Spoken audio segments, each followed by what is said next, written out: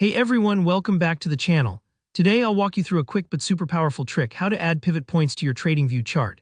By the end of this tutorial, you'll be able to quickly spot potential support and resistance areas using this classic tool.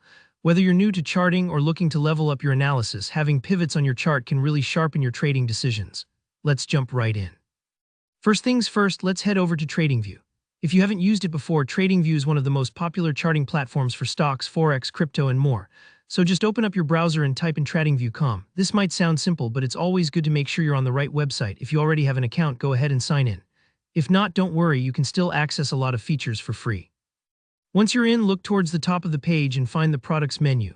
It might be tempting to dive right into a chart straight away, but clicking Products first is the most direct way to access all of TradingView's main features. Click on Products, and you'll see a drop-down list with things like Charts, Screener, and so on. What you want to choose is Chart. That's where all the analysis magic happens. With your chart open, let's move on to the next step, finding the indicators.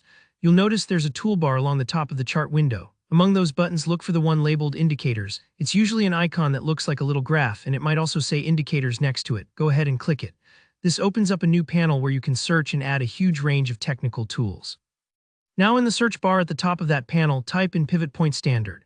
Make sure you type it out fully because TradingView offers quite a few pivot indicators, some made by the community, but you want the official built-in version called Pivot Point Standard. You'll see it pop up near the top of the results with a little blue built-ins tag next to it, letting you know this is the standard one that everyone uses for classic pivot calculations.